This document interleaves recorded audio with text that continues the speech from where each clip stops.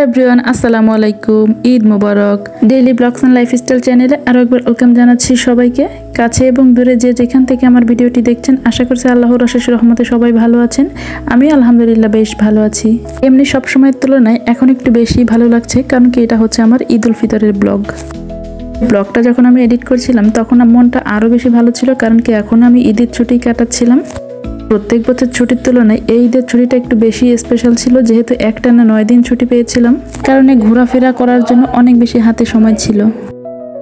আর আমি আমার আজকের ব্লগটা চাঁদ রাত থেকে শুরু করেছিলাম। এর মেইন খুশি কিন্তু চাঁদ রাত থেকেই শুরু হয়, আর চাঁদ রাতে আমরা অনেক বেশি আনন্দ মজা করেছিলাম। চাঁদ রাতের পর এইটা ছিল ঈদের দিন সকালবেলা। ওই দিন খুব সকালে ঘুম থেকে উঠেই কিন্তু সামান্য সিমাই খেয়েছিলাম। আর তারপরে পর্যায়ক্রমে প্রথমে হচ্ছে সালামি দেওয়ার পালা ছিল আমার, আর তারপরে কিছুটা পেয়েছিলাম। আর দুঃখের বিষয় হচ্ছে প্রত্যেক বছরের তুলনায় সালামি নেওয়ার তুলনায় আমার দেওয়াই এবার বেশি লেগেছিল। আর সালামি দেওয়া ও নেওয়ার পালাক্রম শেষ হওয়ার পরপরই এখানে কিছু পাকা নোনা ফল এনেছিল, সেগুলো আগে খেয়ে নিলাম। খেতে যেমন সুন্দর ছিল, খেতেও কিন্তু বেশ মজার ছিল। তার পরপরই সকাল সকাল কিন্তু আমাদের ঈদের রান্না বাড়া চড়িয়ে দিয়েছিল। এখানে প্রথমেই কিন্তু মা আজকে গরু মাংসটা রান্না বসিয়ে দিয়েছিল। আজকের আবদার ছিল মায়ের হাতের গরু মাংস রান্না খাবো। পরে সামান্য কিছু সময়ের জন্য একটা প্রিয় মানুষের বাসায় গিয়েছিলাম, সে কিছু নাস্তা দিয়েছিল। সেপাশে ঘুরে প্রতিবেশীদের সাথে একটু ঈদ শুভেচ্ছা বিনিময় করছিলাম। আর এরই মধ্যে কিন্তু বাড়ির সব পুরুষ মহল নামাজ পড়ে চলে এসেছিল। অন্য সব গ্রামে কেমন কি আনন্দ হয় জানি না, কিন্তু আমাদের গ্রামে কিন্তু এই 2 ঈদে অনেক বেশি আনন্দ হয়। কি যেমন আশেপাশে সব বাড়িতে মেহমান ভরে যায়, বিশাল বড় ঈদগার মাঠ সহ তার আশেপাশে দোকান বসছিল। কিছু মিলিয়ে আর কি আমাদের গ্রামে খুব আনন্দ হই হুল্লোড় হয়ে থাকে 2টা ঈদেই।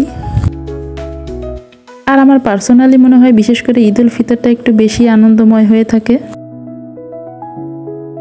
দীর্ঘ 1 মাস সিয়াম সাধনার পর কিন্তু আমরা আমাদের ঈদ উল ফিতরের কাঙ্ক্ষিত দিনটাকে পেয়ে থাকি, যার কারণে এটা প্রত্যেক মুসলমানের কাছে একটা আনন্দঘন মুহূর্ত ও দিন।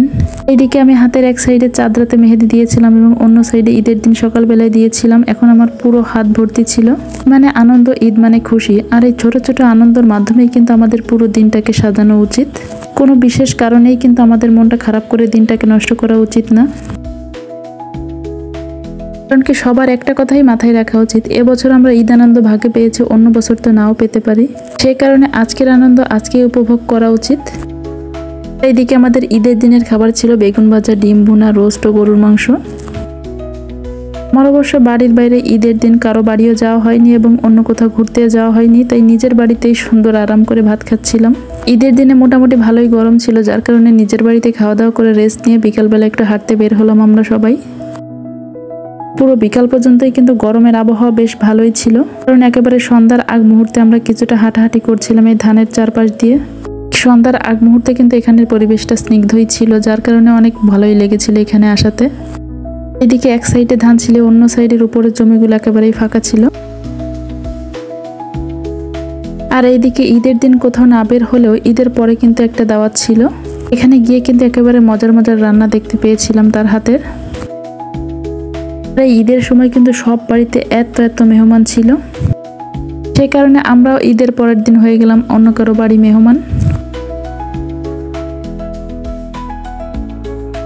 আর এখানে রান্না থেকে শুরু করে খাবারের আয়োজন পর্যন্ত যা যেখানে যেরকম ছিল ঠিক সেভাবেই কিন্তু আমি আপন মনে দেখিয়ে দিয়েছি। ডেকোরেশন ছাড়া অবশ্য ভিডিও করলে কেমন দেখে অনেকে এটা ভাবতেই পারে। তো আমি অবশ্য কোনো আপনজনের বাসায় গেলে যা যেরকম আছে সেটাই দেখাতে পছন্দ করি। ফর্মালিটিস না করে সব পাত্র ভরা ভরা খাবার ছিল, সেটাই আমি দেখিয়ে দিয়েছি। ঈদের সময় যেখানেই যাব শুধু মাংস আর মাংস, সে কারণে 2টো দেশি খাবারও রাখতে বলেছি, সবজি। আর আমার কাছে খাবারের তুলনায় আপন মানুষদের সাথে কথা বলা, গল্প করা, আড্ডা দেওয়া, এই মুহূর্তগুলোই কিন্তু আমার কাছে বেশি গুরুত্বপূর্ণ।